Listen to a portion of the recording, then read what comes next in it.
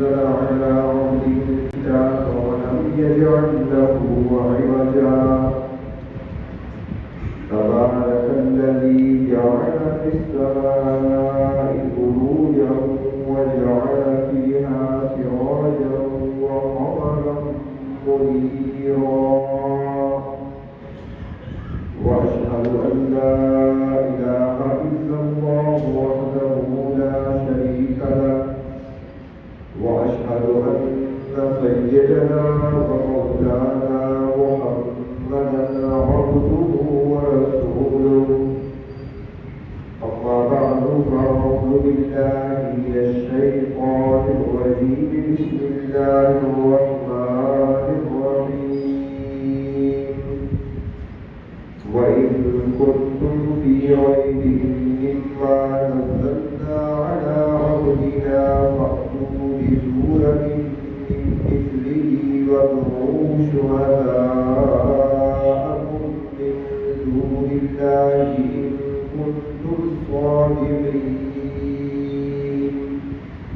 صدق الله مولانا العظيم مولاي صل وسلم دائما أبدا على حبيبك خير الخلق كلهم قابل احترام دوستوں ماہ رمضان المبارک کہ آج 30ویں شب ہے اور ہر سال رمضان المبارک کا ہمارا اختتامی پروگرام اسی مسجد یعنی جامع مسجد یا صاحب میں ہوا کرتا ہے. قرآن حکیم یہاں پر تراویح میں سنایا گیا الف لام سے لے کر ناس تک اور آج اس کی تقریر ہوئی ہے کہ اسی مناسبت سے چند ایک باتیں عرض کرنی ہے.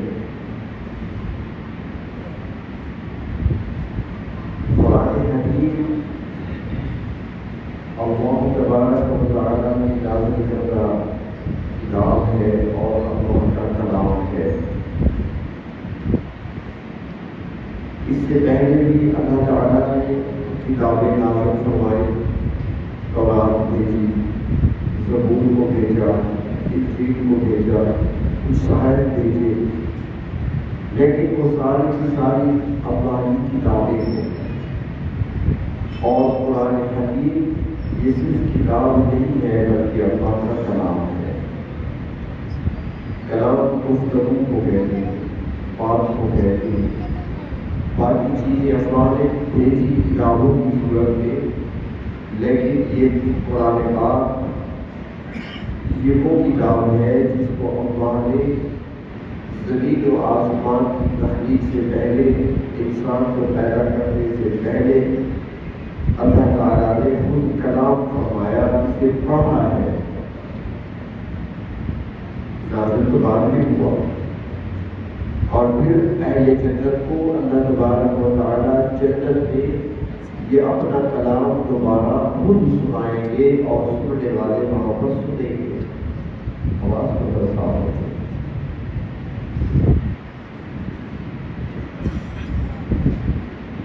باقی جو کتابیں آگے رہی وہ ایک وقت تک کے لیے، ایک زمانے تک کے لیے مخصوص تھی. اور قرآن حکیم یہ قیامت تک باقی رہنے والی کتاب ہے اور ہر دور میں قیامت تک کے لیے نافذ العمل ہو سکتی ہے.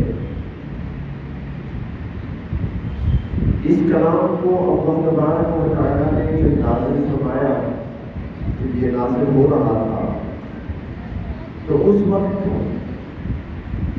اس زمانے کے لوگوں نے اسے کلام الہی تسلیم کرنے سے انکار کیا. وہ یہ بات ماننے کو تیار نہیں تھے کہ یہ اللہ کی طرف سے نازل ہو رہا ہے بلکہ ان کا یہ خیال تھا کہ نبی اکرم صلی اللہ علیہ وسلم خود ہی بیان کرتے ہیں، کہیں سے سیکھ کر آتے ہیں اور سناتے ہیں اور فرماتے ہیں کہ اللہ نے مجھ پر بھیجا ہے اور وحی نازل ہوئی ہے۔ یہ ان کو اشکال تھا، ان کا اعتراض تھا، ان کے دماغوں میں جو فطور تھا، جو شکوک تھے، وہ اس کا اظہار کیا کرتے تھے۔ تو اللہ تبارک و تعالیٰ نے اس عنوان سے ان کو چیلنج کیا اور فرمایا کہ اگر تمہارے دماغوں میں یہ خرابی پائی جاتی ہے اور تمہیں یہ بات سمجھ نہیں آ رہی کہ یہ اللہ کا کلام ہے، یہ اللہ کی طرف سے نازل کرتا ہے، تو پھر آؤ تم بھی صاحب زبان ہو، تمہیں اپنی زبان پر بڑا ناز ہے، فصاحت و بلاغت پر تم بڑا فخر کرتے ہو، تو آؤ کہ تم بھی اس کتاب جیسی، اس کلام جیسی ایک چھوٹی سی صورت بنا کر پیش کرو۔ پورا قرآن نہیں بنا سکتے تو ایک چھوٹی سی صورت، چھوٹی صورتیں بھی تو ہیں اس کے اندر، سورۃ اخلاص بھی ہے، سورۃ الکوثر بھی ہے، کوئی صورت بنا کر پیش کر دو۔ لیکن یہ ایک ایسا چیلنج تھا اور ایسا چیلنج ہے جو آج تک برقرار ہے، اور اللہ تبارک و تعالیٰ نے ساتھ فرما دیا فَإِن لَّمْ تَفْعَلُوا، اگر تم یہ کام نہ کر سکو، اور ساتھ ہی پھر اس بات کو مضبوط کرتے ہوئے فرمایا وَلَن تَفْعَلُوا، تم ہرگز نہیں کر سکتے، تم ہرگز نہیں کر سکتے، اس کے مقابلے میں اس جیسی کوئی صورت بنا کر تم پیش کر ہی نہیں سکتے۔ قسم چلا ہے تو قرآن حکیم میں کہا گیا ہے۔ مثال بھی عرض کروں، ہمارے یہاں ہوتا ہے ایسے، مثلاً کسی نے کوئی کام کیا، کوئی چیز بنائی ہے، کوئی کاریگر ہے، اس نے کوئی چیز بنائی ہے، وہ دوسرے سے کہتا ہے ایسا بنا لو گے تو بھی بنا سکتے ہو، وہ کہتا ہے میں بنا سکتا ہوں، اور وہ جواب میں کیا کہے، اور وہ جواب میں ایک سخت جملہ اسے کہہ دے، اس کی غیرت کو لگتا ہے کہ تیرا کیوں ہی نہیں بڑھا سکتا، تمہارا باپ بھی نہیں بنا سکتا، ایک غیرت دلانا ہے۔ تو اللہ تعالیٰ نے فرماتی ہے وَلَن تَفْعَلُوا، تم ہرگز نہیں کر سکتے، لیکن اس کے بعد بھی وہ کچھ نہ کر سکتے۔ اور یہ بات نہیں ہے کہ انہوں نے کوشش نہیں کی، انہوں نے کوشش کی۔ اس زمانے میں فصاحت و بلاغت کے ماہرین بڑی تعداد میں موجود تھے، جن کو عبور حاصل تھا، بڑے بڑے شاعر بھی تھے، شعراء بھی تھے، جو اپنا کلام پیش کیا کرتے تھے اور لوگ ان کے کلام کو پڑھا کرتے تھے، بلکہ اتنے بڑے بڑے شاعر اور انہوں نے ایسے کلام لکھے کہ ایک قصیدے لکھے ہوئے ان کے بیت اللہ میں لٹکائے جاتے تھے۔ یہ ہمارے دینی مدارس میں کتاب ہے چھوٹی سی، اس میں 7 قصیدے ہیں، اسے 7 معلقات کہا جاتا ہے۔ معلق لٹکی ہوئی چیز کو کہتے ہیں، لٹکی ہوئی چیز کو معلق کہتے ہیں۔ 7 معلقات یعنی 7 لٹکے ہوئے قصیدے، یہ مختلف شعراء کے قصیدے تھے جو انہوں نے کہے تھے، جو انہیں لکھ کر لوگوں نے بیت اللہ میں لٹکا دیا تھا، لٹکے ہوئے تھے بیت اللہ کے اندر۔ اور آنے والے زمانے کے باہر سے ان قصیدوں کو دیکھتے تھے تو واہ واہ کہتے تھے، کیا قصیدہ رہا ہے، کیا الفاظ کہے گئے، کیا ان کی پروئے گئے اشعار کے اندر تعریف کیا کرتے تھے۔ آج کے ہمارے مدارس میں وہ قصیدے پڑھے جاتے ہیں زبردانی سکھانے کے لیے۔ تو اس زمانے میں جب یہ قصیدے لٹکے ہوئے تھے، ایک چھوٹی سورت قرآن پاک کی نازل ہوئی، اِنَّا أَعْطَيْنَاكَ الْكَوْثَرَ فَصَلِّ لِرَبِّكَ وَانْحَرْ إِنَّ شَانِئَكَ هُوَ الْأَبْتَرُ، سورۃ الکوثر یہ نازل ہوئی۔ حضرت علی رضی اللہ تعالیٰ عنہ نے جناب نبی کریم صلی اللہ علیہ وسلم سے اجازت لے کر اس سورت کو لکھ کر بیت اللہ میں لٹکا دیا، جہاں پر ان کے قصیدے لٹکے ہوئے تھے، سورۃ کوثر کو بھی لٹکا دیا۔ وہ فارغ کی نظر پڑی، دیکھتے یہ کلام محمد صلی اللہ علیہ وسلم کا کلام وہی یہاں پہ آ گیا، اب اس کا جواب کون دے گا؟ شاعر آتے دیکھتے سر جھکا کے چلے گئے۔ تو اس زمانے کا بہت بڑا شاعر جس کا نام لبید ہے، اور وہ اتنا بڑا شاعر تھا کہ اسے شاعروں کا باپ مانا جاتا تھا، شاعرہ کا پاپا۔ اس کے بارے میں آتا ہے کہ ایک مرتبہ جو لوگوں کے کووڈ میلے لگا کرتے تھے، ایک میلہ اوقاف کے نام سے مشہور تھا، تو اوقاف کے میلے میں جب اس نے اپنا کلام پڑھا تو اس کا ایسا تاثیر اور ایسا عجیب اور فصاحت اور بلاغت سے پر کلام تھا کہ وہاں پر جتنے شعراء موجود تھے سب نے اس کا سجدہ کر لیا، اس کی عظمت اور تصدیق کرتے ہوئے۔ اتنا بڑا شاعر تھا۔ وہ مکہ میں آیا، وہ جب مکہ میں آیا تو وہ بیت اللہ کی طرف بھی آتے ہیں۔ وہ لوگ پوچھ رہے تھے کہ بیت اللہ کی حرمت، بیت اللہ کا تقدس وہ سمجھتے تھے، طواف بھی کیا کرتے تھے، حج بھی کیا کرتے تھے، عمرہ بھی کیا کرتے تھے۔ تو وہ آیا، اس نے سارے قصیدے لٹکے ہوئے دیکھے اور سورۃ الکوثر میں نظر پڑی تو وہ بھی دیکھا۔ اس نے کہا یہ کس کا کلام ہے؟ مشرکین نے کہا کہ یہی تو ہم آپ کو دکھانا چاہتے تھے، یہی وہ کلام ہے جو محمد صلی اللہ علیہ وسلم پیش کرتے ہیں۔ اب آپ آئے ہیں تو اب اس کا جواب لکھنا ہے، اب اس کے جواب میں آپ کو لکھنا ہے۔ لیکن تم نے نہیں لکھا، ہو کہا نہیں ہم ہار مان چکے ہیں، ہم سے نہیں ہوگا۔ لبید نے کہا ٹھیک ہے، کاغذ قلم لے آؤ۔ کاغذ قلم لایا گیا، لبید نے لکھا۔ اب اسے اس صورت کا جواب لکھنا تھا۔ اس نے لکھا اِنَّا أَعْطَيْنَاكَ الْكَوْثَرَ فَصَلِّ لِرَبِّكَ وَانْحَرْ إِنَّ شَانِئَكَ هُوَ الْأَبْتَرُ۔ لکھ دیا، اب بیٹھا ہے، قلم ہاتھ میں، سوچ رہا ہے جواب کیا لکھوں۔ ہر طرف سے دیکھا، بغیر چھوٹی صورت ہے، لیکن وہ لوگ تو بڑے ماہر تھے فصاحت و بلاغت سے، زبان دانی پر بڑا عبور ان کو حاصل تھا، اور بظاہر چھوٹی سی صورت ہے لیکن اس کے اندر اتنی حکمتیں بھری ہوئی ہیں۔ مثال کے طور پر یہ سورۃ کوثر جو ہے 3 آیتیں ہیں چھوٹی چھوٹی، اس میں جو الفاظ ہیں وہ ٹوٹل 10 لفظ ہیں، 10 لفظ ہیں، 3 آیتیں ہیں، ہر آیت میں 10 حرف ہیں۔ پہلی آیت میں حروف 10 ہیں، دوسری آیت میں حروف 10، تیسری آیت میں حروف 10۔ جو حرف زیادہ استعمال ہوا ہے اس کی تعداد بھی 10 ہے۔ الف استعمال ہوا ہے، اس کی تعداد 10۔ تینوں آیتوں کا اختتام ہوا ہے ایک ہی حرف پر، را، جسے آپ رے کہتے ہیں، را پر۔ اِنَّا أَعْطَيْنَاكَ الْكَوْثَرَ آخر میں را، فَصَلِّ لِرَبِّكَ وَانْحَرْ آخر میں را، اِنَّ شَانِئَكَ هُوَ الْأَبْتَرُ آخر میں را۔ تینوں کا اختتام را پر۔ حروف تہجی کو آپ شمار کریں تو را 10ویں نمبر پہ، الف با تا سا جیم ہا ہا دال تا را 10واں نمبر۔ اور قرآن کریم کی وہ سورتیں جن کو را پر مکمل کیا گیا ہے ان کی تعداد بھی 10 ہے۔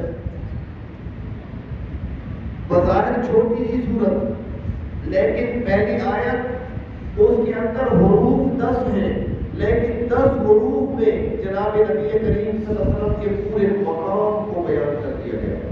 آپ کا مقام کیا ہے؟ دوسری آیت حروف 10 ہیں، مختصر سی آیت، 10 حروف، اور 10 حروف میں نبی اکرم صلی اللہ علیہ وسلم کے پورے پروگرام کو بیان کر دیا گیا۔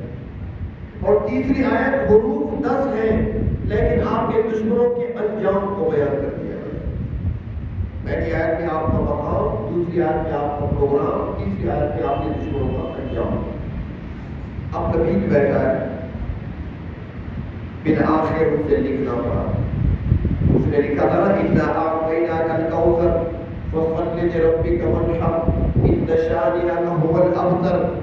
لیجیے اس نے مجبور ہو کر لکھ دیا وَاللَّهِ مَا هَذَا كَلَامُ الْبَشَرِ، اللہ کی قسم یہ کسی انسان کا کلام ہے ہی نہیں۔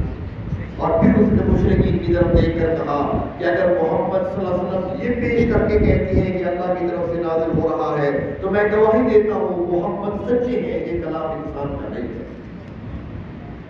اللہ فرماتی ہے اگر تمہیں شک ہے تو آؤ بناؤ، اتنی تکلیفیں اٹھاتے ہو، زنیرہ کی آنکھیں تم نے نکال دی، بلال کو گرم ریت پہ لٹاتے ہو، سینے پہ پتھر رکھتے ہو، ظلم کماتے ہو، تم نے سمیہ کے جسم کے ٹکڑے کر دیے، بدر میں اپنے سرداروں کو مروا دیا، احد میں تم نے کیا کیا، یہ ساری اتنی مشقتیں اٹھاتے ہو، جنگیں لڑتے ہو، دشمنیاں کرتے ہو، لڑائیاں کرتے ہو، تو آؤ پر ایک آیت بنا کر پیش کر دو، آسان سا کام ہے، بیٹھے بیٹھے سورت بنا کر پیش کر دو، لڑائی نہیں لڑنی پڑے گی، جھگڑا نہیں کرنا پڑے گا، جنگ کے لیے میدان میں نہیں آنا پڑے گا، تلوار نہیں اٹھانی پڑے گی، کسی پر ظلم نہیں کرنا پڑے گا، باہر سے آنے والوں کے پاس جا کر منتیں نہیں کرنی پڑے گی کہ آپ آئے ہیں جی مکہ میں آپ ضرور ٹھہریں، آپ طواف کریں، زمزم پیئیں، سب کچھ کریں، لیکن خیال کرنا محمد صلی اللہ علیہ وسلم کے قریب نہ جانا، کیونکہ وہاں پر جاؤ گے تو ان کا اثر ہو جائے گا، باپ دادا کا دین تمہارے ہاتھ سے نکل جائے گا،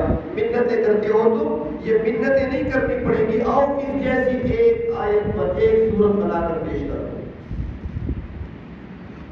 لیکن ایک ایسا معجزہ اللہ نے دیا ہے اپنے محبوب کو کہ جو چیلنج 14 صدیوں پہلے تھا آج بھی برقرار ہے، آج بھی علم میں جتنا کوئی آگے نکل جائے، فرمایا آج بھی اگر تمہیں شک ہے کہ یہ کلام الہی نہیں ہے تو آؤ تم یہ صورت بنا کر پیش کر دو۔ نہ اس زمانے میں کوئی پیش کر سکا، نہ آج کوئی پیش کر سکتا ہے، نہ قیامت تک کوئی پیش کر سکتا ہے، یہ ایسا معجزہ ہے۔ یہاں پر ایک اور بات یاد آ گئی، ایک مرتبہ یورپین کنٹری میں، شاید امریکہ میں یا برطانیہ میں ایک اجلاس ہوا تھا، اور اس میں یہ بات رکھی گئی کہ مذاہب کے درمیان اتحاد ہونا چاہیے، محبت کا ایک جو ہے فضا قائم ہونی چاہیے، اتحاد بین المذاہب۔ اب اس میں انہوں نے مسلمانوں کو بھی دعوت دی، یہودیوں کو بھی دعوت دی، عیسائیوں کو بھی دعوت دی، یہ تینوں کو پہلے دعوت دی تھی۔ یہ تین جو ہے چونکہ آسمانی کتابیں ان کے پاس ہے، پہلے ان سے بات کر لیتے ہیں، باقی ہندو مت ہے، بدھ مت ہے، دوسرے مذاہب وہ بعد میں ان سے بھی بات کریں گے، پہلے یہ تو متفق ہو جائے نا، تینوں کا دعویٰ ہے کہ ہمارے پاس آسمانی کتاب ہے، یہود کے پاس تورات ہے، عیسائیوں کے پاس انجیل ہے، مسلمانوں کے پاس قرآن ہے، تو یہ آ جائے۔ اس کے بعد جب اجلاس ہوا اس میں 3 شخصیات کو دعوت دی گئی، ایک مسلمان، ایک یہودی، ایک عیسائی، بیٹھی ہے، اور اس میں جج بھی مقرر کیے گئے جو فیصلہ کریں گے۔ اب اس میں بات یہ چل پڑی کہ بھئی یہودی کہتی ہے ہمارے پاس تورات ہے، جب تورات آسمانی کتاب ہے تو پھر نبی کون ہے؟ انہوں نے کہا ہمارے پاس حضرت موسیٰ علیہ السلام اللہ کے نبی ہے، ہمارا ان پر ایمان ہے۔ عیسائیوں سے پوچھا، انہوں نے کہا حضرت عیسیٰ علیہ السلام اللہ کے نبی، ہمارا ان پر ایمان ہے، انجیل ان پہ نازل ہوئی۔ مسلمانوں سے پوچھا، انہوں نے کہا جی ہمارے پاس قرآن ہے، قرآن نازل ہوا جناب محمد رسول اللہ صلی اللہ علیہ وسلم، وہ ہمارے پیغمبر ہیں۔ تو پھر ان سے سوال کیا گیا کہ یہ بتاؤ کہ اب یہ دور جو ہمارا ہے، جس زمانے میں ہم چل رہے ہیں، یہ دور موسوی ہے، دور عیسوی ہے یا دور محمدی ہے؟ تینوں نبی اللہ کے، تو اب یہ کس کا دور ہے؟ یہ زمانہ کس کا ہے؟ حضرت موسیٰ علیہ السلام کا ہے، حضرت عیسیٰ علیہ السلام کا ہے، یا جناب محمد رسول اللہ صلی اللہ علیہ وسلم کا ہے؟ عیسائیوں نے کہا بھائی عیسیٰ علیہ السلام کا زمانہ ہے، یہودیوں نے کہا کہ موسیٰ علیہ السلام کا دور چل رہا ہے، مسلمانوں نے کہا کہ محمد رسول اللہ صلی اللہ علیہ وسلم کا زمانہ ہے۔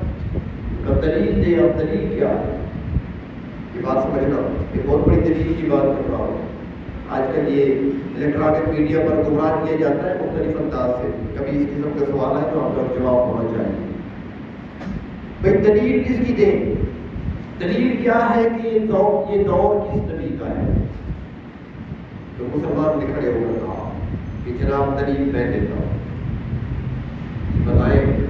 اس نے کہا کہ اللہ تعالیٰ نے ہر نبی کو نبوت کی دلیل کے طور پر معجزات دیے، ہر نبی کو معجزہ ملا جو اس کی نبوت پر دلیل ہوتا ہے۔ موسیٰ علیہ السلام کو معجزات ملے، عیسیٰ علیہ السلام کو معجزات ملے، جناب محمد رسول اللہ صلی اللہ علیہ وسلم کی معجزات ملے. تو اب دیکھنا یہ ہے کہ یہ دور کس کا ہے؟ تو جس کے معجزات باقی ہے اسی کا دور ہے. جو اپنے معجزات اپنے ساتھ لے گیا تو دور ختم ہو گیا. انہوں نے کہا وہ کیسے؟ اس نے کہا سنیں جی، حضرت موسیٰ علیہ السلام کو معجزہ کیا ملا تھا؟ عصا ملا تھا. عصا سمندر پہ مارتی ہے تو راستے بن جاتی ہے، پتھر پہ مارتی ہے تو پانی بہہ نکلتا ہے، زمین پہ پھینکتی ہے تو صاف بن جاتا ہے. وہ عصا. موسیٰ علیہ السلام دنیا سے چلے گئے، عصا کہاں ہے؟ عصا نہیں ہے. اگر کسی کے ہاتھ لگ جائے نہ پانی روک سکتا ہے، نہ پانی بہا سکتا ہے، نہ صاف بنا سکتا ہے. کچھ بھی نہیں ہوگا. موسیٰ علیہ السلام کے معجزہ بھی گیا، یا نبوت کی دلیل بھی ساتھ گئی تو معلوم ہوا کہ ان کا دور بھی چلا گیا. حضرت عیسیٰ علیہ السلام کا دور آیا، اللہ نے معجزات دیے. مادرزاد اندھے کے چہرے پر ہاتھ پھیرتے بینا ہو جاتا، دیکھنے لگتا. کوڑی کے جسم پر ہاتھ پھیرتے تو درست ہو جاتا. کسی میت پہ کھڑے ہو کر کہتے قم بإذن اللہ تو کھڑا ہو جاتا زندہ ہو کر. اب عیسیٰ علیہ السلام آسمانوں پر تشریف لے گئے تو معجزات بھی ساتھ چلے گئے. اب کہاں ہے؟ اب کسی نابینا کو بینا کہاں کر رہے؟ اب تو نہیں رہا باقی معجزہ. تو ان کا دور بھی ان کے ساتھ ہی گیا. اور مسلمان نے کہا کہ ہمارا دعویٰ ہے کہ دور ہمارا ہے، اور وہ اس لیے کہ جناب نبی کریم صلی اللہ علیہ وسلم کو اللہ تعالیٰ نے قرآن کی صورت میں معجزہ عطا فرمایا. آج بھی قرآن اسی طرح زندہ ہے جس طرح 1400 سال پہلے تھا. اب جب دلیل باقی ہے نبوت کی، جب معجزہ باقی ہے تو معلوم ہوتا ہے کہ دور بھی آپ کا ہے. جب تک قرآن رہے گا، آپ کا معجزہ رہے گا، دور محمدی چلتا رہے گا صلی اللہ علیہ وسلم. تو اللہ تبارک و تعالیٰ نے چیلنج کیا کہ تمہیں اس کے کلام الہی ہونے کے بارے میں شک ہے تو آؤ ایک صورت بنا کر پیش کرو. وہ کوشش بڑی کرتے ہیں. ایک مثال عرض کرتا ہوں. وہ قرآن پاک کو بڑے غور سے دیکھتے تھے کہ ایک ایک لفظ کو چیک کرتے ہیں، کہیں سے کوئی تھوڑی سی ہمیں ایسی بات مل جائے تاکہ ہم اعتراض کر سکیں.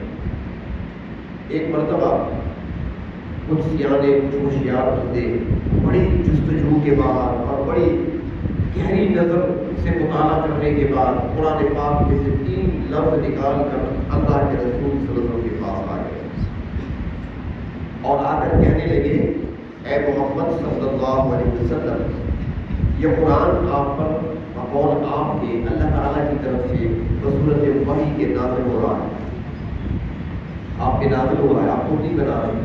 اور قرآن خود کہتا ہے کہ بلسان عربی مبین، کہ یہ عربی زبان پہ نازل ہو رہا ہے. قرآن کے اندر موجود ہے، وہ کہہ رہا ہے قرآن پاک کہ عربی زبان پہ ہے.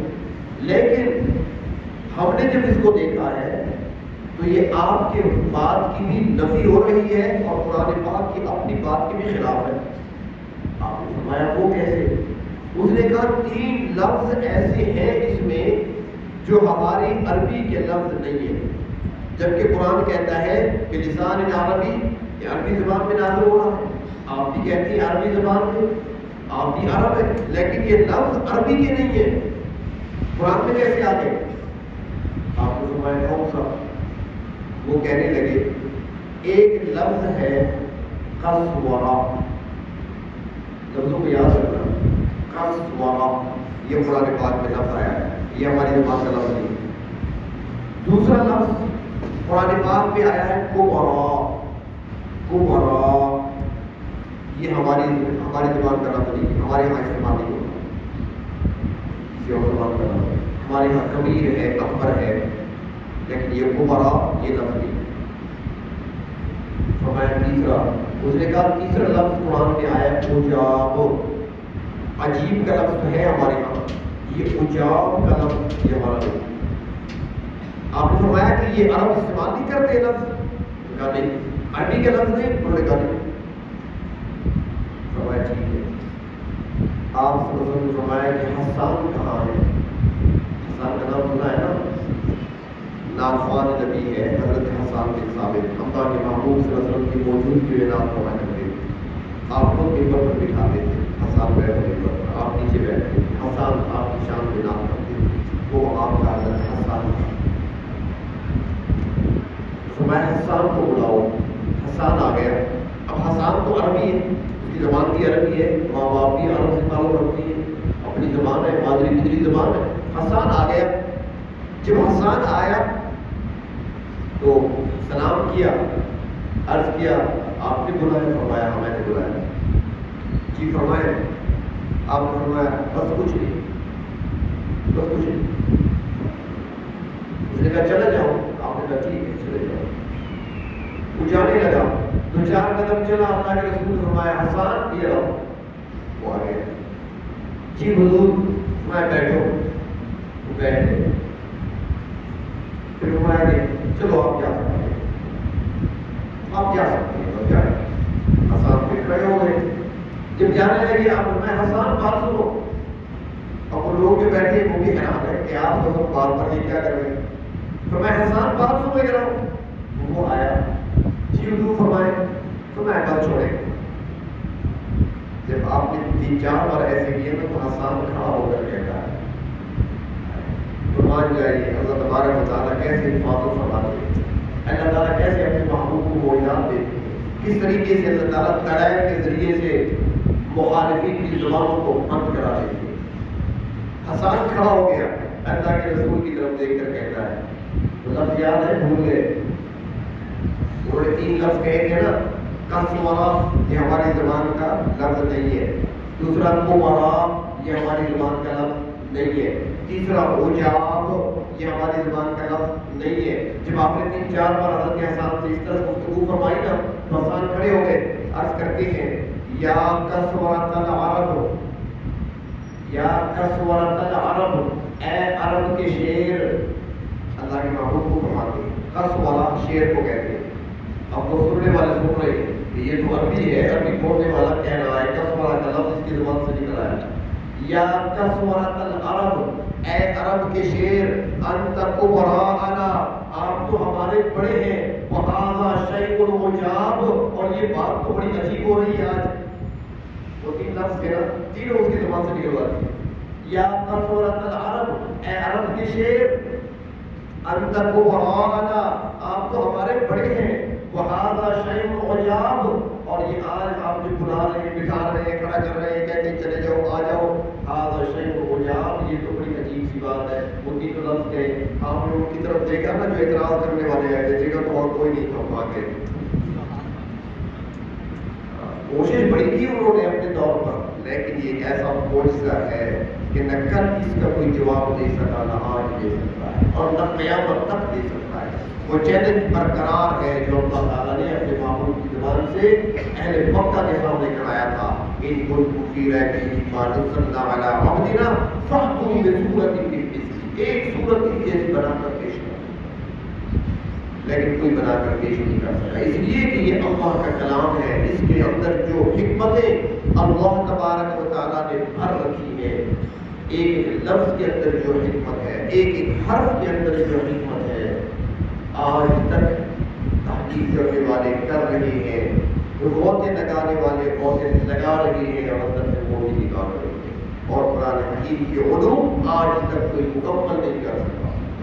ابھی تک تو باہر آ رہی ہے چیزیں. اللہ تبارک و تعالیٰ نے ایسا معجزہ, علمی معجزہ اپنے محبوب کو عطا فرمایا. یہ کلام مقدس یہاں پر پڑھا گیا, اور تقریباً تمام مساجد میں ختم ہو چکی ہیں. الاسلامی سے پڑھا گیا اور الناس سے مکمل کیا گیا. اللہ تبارک و تعالیٰ اس کلام مقدس کا نور ہمارے سینوں میں داخل فرمائے, اس کو سمجھنے کی توفیق عطا فرمائے, اور اس پر عمل کرنے کی ہمیں توفیق عطا فرمائے. آخر میں میں ایک لطیفہ بنا کر اپنی بات کو مکمل کرتا ہوں. کسی کتاب میں دیکھا تھا کہ ایک مرتبہ ایک مجذوب جانتے ہیں, کچھ لوگ تو دیوانے ہوتے ہیں. دیوانگی اور چیز ہے, مجذوبیت اور چیز ہے. مجذوب جو ہوتی ہے وہ کسی اور دنیا میں رہتے ہیں, اور ہم بادل ہم دیوانوں کو مجذوب نہیں ہوتا. خیال کیا ہے ہمارے لوگ بادلوں کے پیچھے پڑ جاتے ہیں کہ ہمیں کچھ ملے گا, یہاں سے کیا ملے گا. ملتان میں ایک مجذوب ٹھہرا ہوا تھا, تو لوگ آتے, عورتیں آتی تھیں اس کے پاس.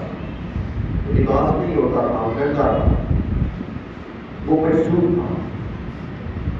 عورتیں آتی تھیں سوال کرنے, اپنی حاجتیں اس کے سامنے پیش کرتی تھی، اسے مانگتے تھے، سوال کرتے تھے، بیٹا چاہیے، کاروبار میں برکت چاہیے، یہ چاہیے، وہ چاہیے۔ وہ کیا کرتا کہ ہر سوال کرنے والے کے جواب میں وہ ایک کام کیا کرتا تھا، زیر ناف اپنے ناف کے نیچے سے بال کھینچ کر اس کو دے دیتا۔ اب جس کو وہ بال مل جاتا وہ بڑا خوش ہو جاتا، بات مجھے مل گیا، بال کہاں تھا؟ زیر ناف، گندے بال اٹھا کر دے۔ اس زمانے میں اہل سنت کے شیر، ختم نبوت کے بیتاج بادشاہ بھائی کے ختم نبوت کے حضرت سید عطا اللہ شاہ بخاری رحمۃ اللہ علیہ، وہ بھی ملتان کے تھے۔ ان کو پتہ چلا، بڑی تیزی سے آئے، سید تھے، بڑی تیزی سے آئے اور آ کر اس مجذوب کو آتے ہی پکڑا اور پکڑ کر کہنے لگے کہ میں نے سنا ہے تمہارے پاس عورتیں آتی ہیں، لوگ آتے ہیں، کچھ سے عادت ہے، تجھے خدا بتایا ہوا ہے اور تم گندے بال ان کو دیتے ہو، شرم نہیں آتی؟ وہ مجذوب ہاتھ جوڑ کر کہتا ہے، شاہ جی مجھے کچھ نہ کہیں، جب وہ مجھ سے مانگیں گے تو یہی ملے گا۔ جب وہ اللہ کو چھوڑ کر مجھ سے مانگیں گے تو یہی ملے گا۔ شاہ جی نے چھوڑ دیا، فرمایا بالکل ٹھیک ہے۔ یہ مجذوبوں کے ساتھ ان کا واسطہ رہتا تھا، یہ بڑے عجیب کہ اپنی دنیا ہوتی ہے مجذوبوں کی۔ ایک مرتبہ مدینہ منورہ میں باب السلام سے داخل ہوئے تو سلام پڑھے اور باب المکی سے باہر نکلے تو واپس آ رہے تھے، جوتے اٹھانے تھے، ساتھ میرے ساتھ مدنی کے ساتھ کی بھاشا ہے، بڑی تیزی سے آ رہے تھے، ذرا پتھر گرم تھا، تو ایک مجذوب سامنے سے آیا بڑی تیزی سے، اور جب میرے قریب سے گزرا نا تو میرے قریب سے گزرتے ہوئے اس نے کہا کہ خواجہ خواجہ خواجہ خواجہ، یہ جملہ تھا، گزرتے گزرتے کہہ گیا۔ میں نے فوراً فون نکالا، میں نے یہاں بیٹے کو فون کیا، میں نے کہا کوئی نہیں چاہتی، اس نے کہا خواجہ صاحب خان صاحب فوت ہو گئے، کیونکہ اس کی آہ سے اندازہ ہو گیا تھا، میں نے کہا آپ کے یہاں ہے، کیونکہ بڑی عجیب ہوتی ہے۔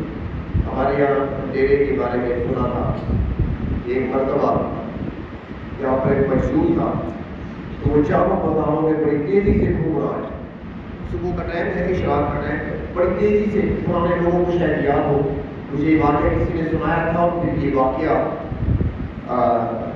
ہمارے سید امین گیلانی صاحب رحمۃ اللہ علیہ نے اپنی کتاب مجازیب کے اندر بھی لکھا ہے۔ تو وہ ہمارے ڈیرے شہر کے بازاروں میں گھوم رہا تھا بڑی تیزی سے، اور ایک ہی جملہ زبان پر تھا، پاکستان کا بادشاہ مر گیا، پاکستان کا بادشاہ مر گیا، ایک ہی جملہ کہتے ہیں۔ بازاروں میں کبھی اس بازار میں آ گیا اور کبھی جو ہے نا وہ اس بازار میں، کبھی مسلم بازار میں، کبھی دونوں بازار میں، سارا دن گھومتا رہا بڑی تیزی سے، اور بار بار جملہ ایک ہی تھا، پاکستان کا بادشاہ ہو گیا۔ لوگ حیران تھے کیا کہہ رہا ہے آج پتہ نہیں۔ جب 1 بجے ریڈیو پر خبریں لگی تو پتہ چلا کہ شیخ تفسیر حضرت ایکٹس حضرت مولانا احمد علی لاہوری کی وفات ہو گئی۔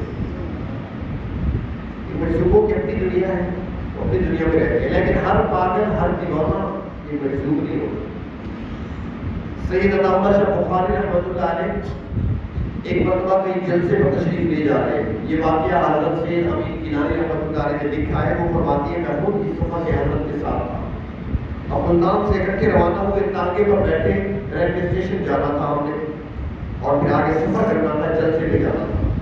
ریلوے اسٹیشن جا رہے ہیں اور ریلوے اسٹیشن یعنی کہ ریل جانے میں ابھی ٹائم باقی تھا۔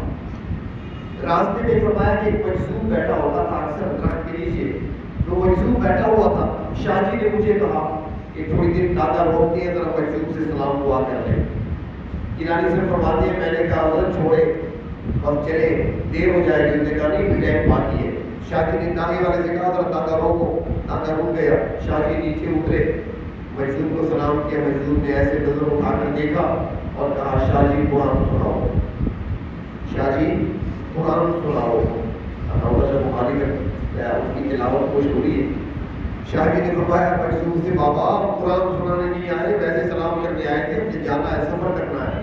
مجذوب نے پھر دیکھا، اس نے کہا قرآن سناؤ، اور بات کوئی نہیں، تو نے کہا مجھے جانا ہے، پھر دیکھا کہاں جانا ہے، اس نے کہا گاڑی پہ جانا ہے، اس نے کہا گاڑی گئی، ایسے کیا گاڑی گئی.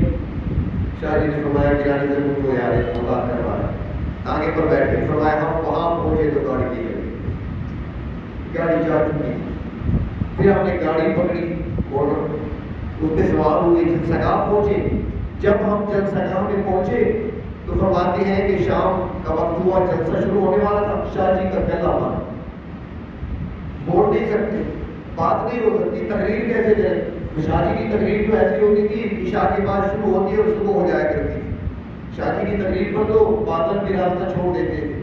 ایک مرتبہ فرمایا انڈیا میں تقریر کر رہے تھے، مہما تھا، گلیاں بھری ہوئی تھی لوگوں سے، بادل گرجنے لگے. کسی نے کہا شاہ جی بارش ہونے کا خطرہ ہے، بادل گرج رہے ہیں. بادلوں کی طرف دیکھا، بڑے جلال سے کہنے لگے بادلوں یا شاہ کو گرجنے دو یا تم گرجو. فرمایا بادل خاموش ہو گئے، چلے گئے وہاں، گرجنا بند ہو گئے. اللہ نے وہ کام کیا. لیکن وہاں پر پہنچے، زبان بند، کوئی بات نہیں ہوتی، کیسے خطبہ پڑھے، کیسے تقریر کریں. سمجھ گئے کہ یہ ساری شرارت مجلوب کی ہے. لہٰذا آخرکار جلسے کے منتظمین نے اعلان کیا کہ شاہ جی تشریف لا چکے ہیں، اسٹیج پر موجود ہیں، آپ جلسے کے بعد ان سے مصافحہ کر سکتے ہیں، دعا کرا سکتے ہیں، لیکن آج ان کا بیان تو نہیں سن سکوگے. شاہ جی نے بیان نہیں کیا.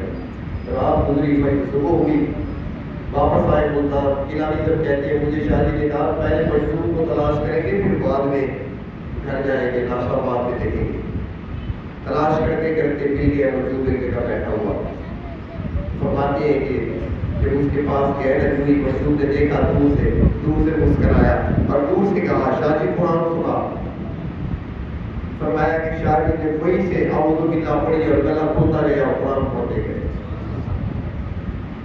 یہ مجذوبوں کے قریب نہ جایا کرو، اور ہر پاگل دیوانے کو مجذوب نہ سمجھا کرو، ورنہ ان کے پاس اور کچھ نہیں ہوتا، اپنے جیسا بنا دیں گے. کیا کیا کرو، بچا کرو. بات کیا کر رہا تھا یاد ہے؟ بس پچھلے تو سمجھا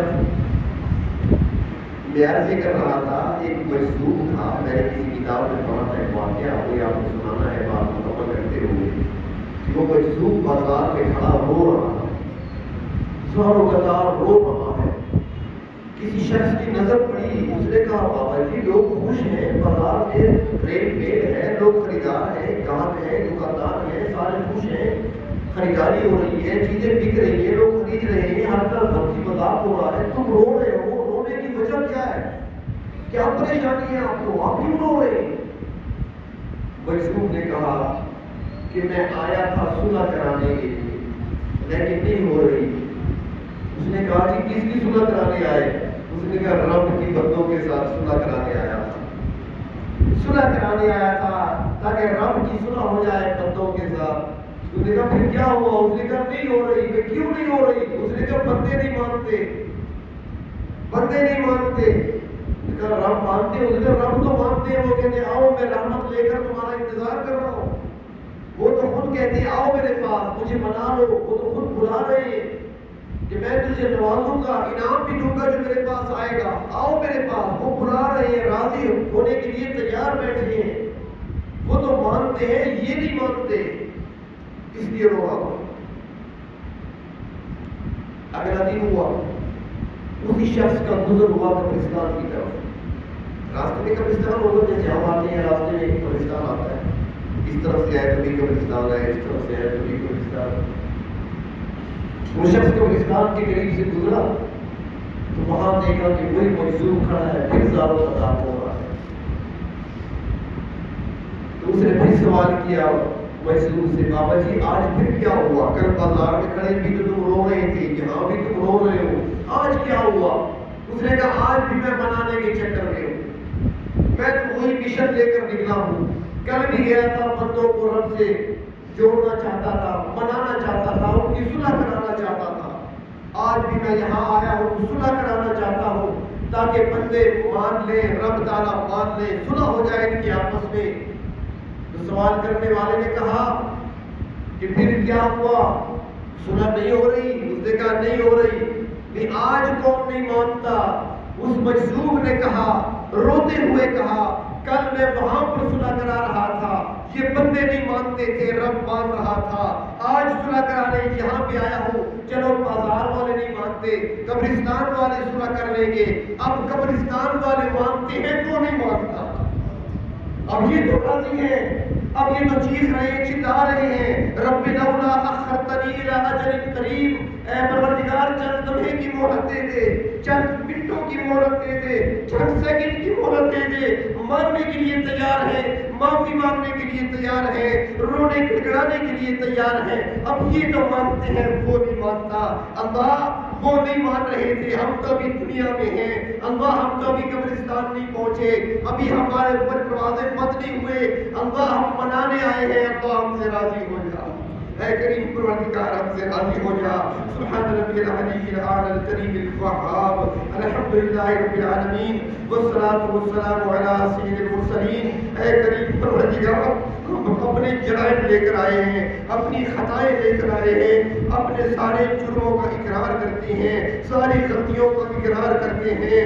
یا اللہ ہم مجرم ہیں، آپ کی طرف سے اعلان ہوتے رہے، جمعے کی رات آتی ہے تو آپ کی طرف سے اعلان ہوتے ہیں، ہر رات آدھی جب گزر جاتی ہے آپ کی طرف سے بلاوا آتا ہے، رمضان کی ہر رات کے آپ بلاتے رہے۔ اے کریم پروردگار لیلۃ القدر میں آپ کی رحمتیں ہمیں تلاش کرتی رہی، شب قدر میں آپ کی رحمتیں ہمیں تلاش کرتی رہی۔ یا اللہ ہم غافل رہے، یا اللہ ہم غفلت میں رہے۔ اے کریم اب ہم اپنے جرموں کو تسلیم کرتے ہوئے، اقرار کرتے ہوئے معافی مانگتے ہیں، ہمیں معاف فرما دے۔ اے کریم ہمیں معاف فرما دے، اے کریم ہماری بخشش فرما دے، اے کریم ہماری مغفرت فرما دے۔